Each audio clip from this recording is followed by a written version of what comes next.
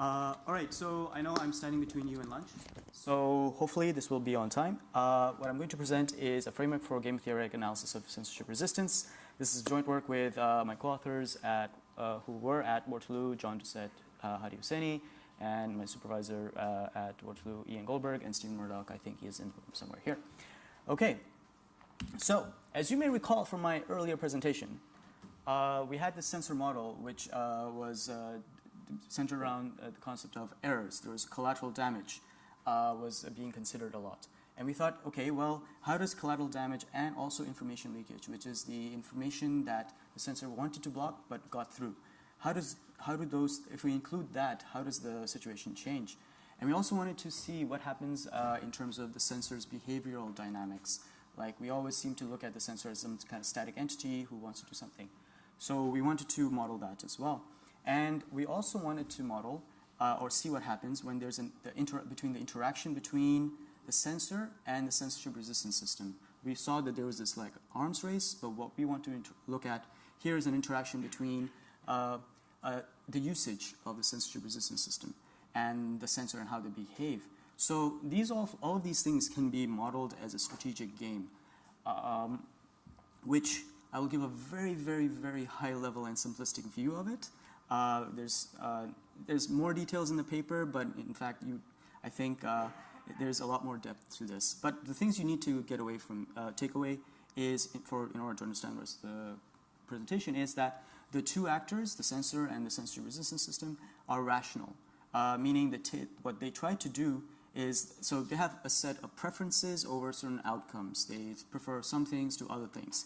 And the players are going to seek to maximize their utility, the utility that they get from these outcomes. So the utility can be, money, fame, or whatever that it is valuable. We're just going to call it utility. And what they're not going to do is harm the other actor if it also harms themselves. So this is the part where they're behaving as rational actors. Okay. The second thing is the concept of equilibriums. Because we have this interaction between the two parties, we want to see if the game that they're playing ever stabilizes. Is there a particular set of strategies for the two that if they play those strategies, there's no better thing that they can do, no other steps that they can take. So that's considered a equilibrium point. And this is considered an equilibrium point because any one party cannot take a unilateral deviation, like do another strategy, and produce a higher utility for them. If that's the case, then this was not what we were at, was not the equilibrium point, that other thing might be. So that's the other thing to take away, that once you find the equilibrium point, it means that it's stable. The game should, there's no other strategies that the players can do that will help them.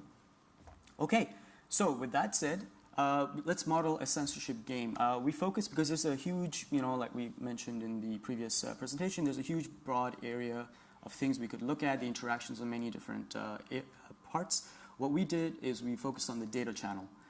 This is the channel which is being used by the censorship resistance system to transport the juicy content that this resistor wants to look at. And so on this channel, there's some non-circumvention traffic. This is the traffic that's just there. The data channel might be, something like a Skype channel, or it could be, email channel or anything of that nature. So this is stuff that's not censorship resistance related. And onto that channel, we're going to put the censorship resistant traffic. This is like the common thing that is happening is, from the talks we've just seen, is that that's what we try to do. We're going to put this there because we're hoping that the sensor is not going to block this channel because the loss of the non-circumvention traffic. Okay, so together, this is the entire total traffic on the network. And what the sensor can do, it's a simplistic sensor. We're not looking at a very complicated sensor that can do crazy DPI and stuff like that. We looked at a very simplistic sensor. All they can do is allow the channel to go through or block it, because we're assuming that our censorship resistance system is so good that the sensor is unable to tell non-circumvention traffic from the censorship resistance traffic. Okay. The censorship, the yellow part, the CDP, it's a fraction of the non-circumvention traffic. It's just how much traffic is being sent as a relation to the non-circumvention traffic. Okay. Now, in the paper, we looked at increasingly more complex settings. I'm going to present the second setting. You should definitely read the paper for the more complex part where we introduce an apparatus for the sensor as well to show what happens, but the general results don't change there. So I'm going to present this one. So here, the game is that we're going to play this, the sensor and the circumventor are going to play a number of rounds, but neither of them know when the game is going to end, okay? And so that's what I mean by the indefinite horizon, okay? And here what we find is the equilibrium strategy is that the sensor should never violate this particular fraction of traffic to send as a proportion of the total non-circumvention traffic, and the sensor will always play allow. So as long as the circumventor doesn't violate this threshold, the channel will be open and you can get that much censorship resistance traffic out at least. The intuition behind this is that at any given round, the circumventor always gains more utility in any given round, the circumventor thinks, maybe I should deviate, I should send more than this threshold. But if I wait to the next round, I get this amount that I can get through now, this fraction here, and that extra next round. But since I don't know when the game ends, it's every single round, it's always better for me to make one more round. And in that way, the circumventor, it's never a good idea for them to deviate, and then hence, it's not a good idea for the sensor to need to block. And since this is an equilibrium point, both of them will play this, this strategy, and there's no deviation from here. We also added a little part about this equilibrium point is still stable even if the blocking is not permanent. So up here in the first two bullet points, what we said is if you ever deviate, the sensor will block this data channel forever. In this other part where it's not permanent, it's like maybe the sensor will block you for a duration of time as punishment. Even there, the equilibrium still plays out. What this means is there's no point deviating even if the blocking is not permanent.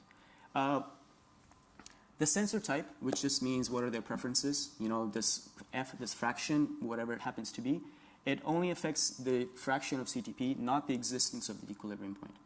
Okay? All right. So this was a more like on paper kind of thing. It's like, do these equilibrium points exist? What are they? And characterize them. Now we talk about, okay, let's try to move to the real world, or as much as we can from this simple model that we have. And let's look at the multiple channels. Let's try to apply this to multiple channels. We know what we can do with single channels. So the real world motivation could be that, I don't know, how many people here have heard of Tor? Pluggable transports, maybe? Okay, good. So, there's many pluggable transports. There's also systems like Stegosaurus. Anyone heard of Stegosaurus? It tries to send traffic over multiple formats, okay? So there is some precedent that want to use multiple channels.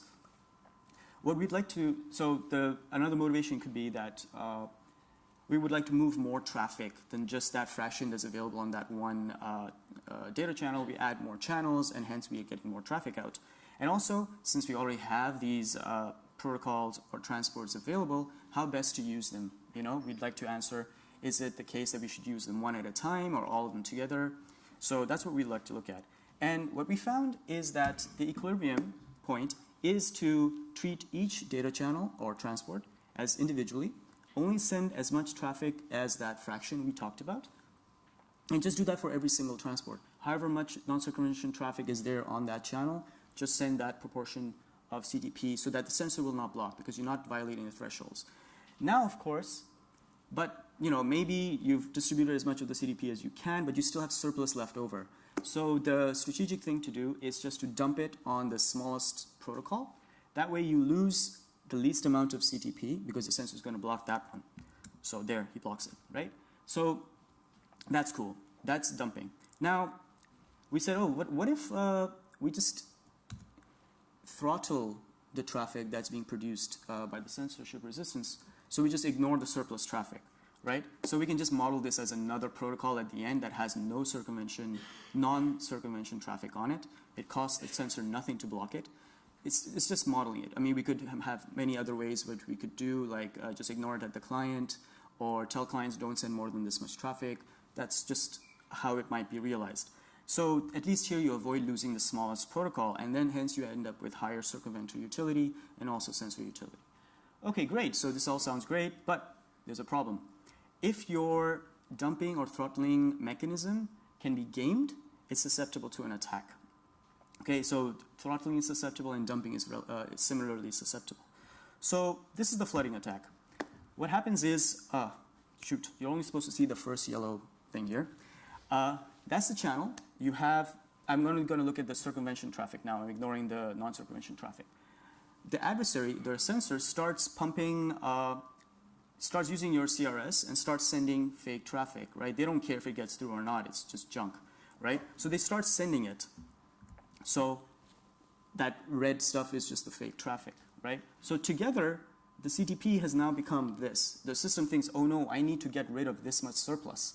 But it's going to be indiscriminate which of these, because the censorship resist system can't tell, just like the sensor can't tell non-circumvention traffic from CRS, the censorship resist system can't tell from real circumvention traffic from like the one that sensor is sending. So it's indiscriminately going to just try to do it so that both proportions get decreased. And what happens is, so on the channel, you end up with some amount of fake traffic and real traffic, but it's less than what was going out before. And the throttled or dumped protocol is getting the evicted traffic. So in this way, the sensor can evict real censorship resistance traffic off of protocols that are actually functioning or carrying traffic onto either being throttled or dumped. And this, for the sensor, it doesn't cost anything extra. Like if the cost of attack is 0 for the sensor, then he can drive this down to there being no censorship resistance or almost no censorship resistance traffic on the channel. Okay, well, that's kind of bad. So yeah, this is going to be blocked or throttled or what have you. So there's an alternative. It looks very similar to the picture I had here. You'll note that it's monotonically decreasing, right? So what we do is we say, okay, we have this, but anytime we need to send any surplus, we will never allow more than any smaller protocol or smaller protocol with less non-circumvention traffic on it to carry more CTP on it. We will shift it in this direction. So the thing that the sensor was leveraging before was the fact that you will never move off of this small protocol. You'll just keep dumping the surplus there, so there's no extra added cost. We're getting rid of that, and we're saying, no, we will, it's anyone's, like, it will actually start sending too much traffic over larger protocols, and hence at least drive up the cost of the attack. So the surplus traffic gets spread over every potential protocol, and it drives up the cost. I just said that. Okay, so we looked at the cost effectiveness, meaning the sensor, what the gain is. They're going to start sending traffic. The losses they take from the collateral damage of having to block a protocol with non-circumvention traffic on it, with the gain of how much they were able to evict onto this thing. Okay, so in this case, even when the cost of attack is 0 for the sensor, it is still self-limiting.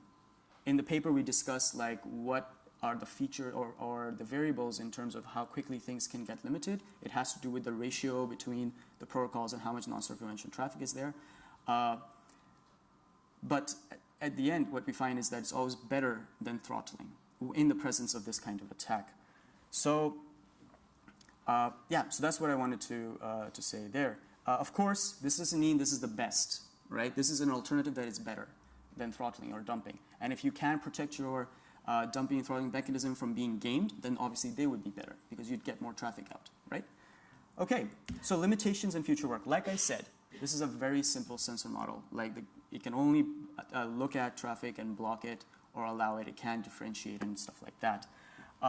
Another thing is that you require perfect information. Both parties must know exactly what your preferences are and how much you gain and lose and all that stuff. So there's that. Also, this kind of, the first two kind of imply the second one was like you need to probe the sensor type. Like you want to know who is it that you're dealing with. You want to know what that value of F should be. And there might be ways where you can probe this to infer, like first you just try, just send some traffic, see what happens. If he doesn't block it, maybe there's more room, you send more traffic. But this is kind of difficult because the sensor could start gaming your probing and be like, oh, he's probing right now. I should really have, you know, tell them that I have much less tolerance for what I really want to do. So this is kind of an open problem still. So key takeaways. So we provided a game theoretic analysis of a simple censorship game. We looked at various traffic allocation strategies for single and multi-channel networks, as well as provide some flood attack mitigation. All right, great. So that was it. Thank you, everyone.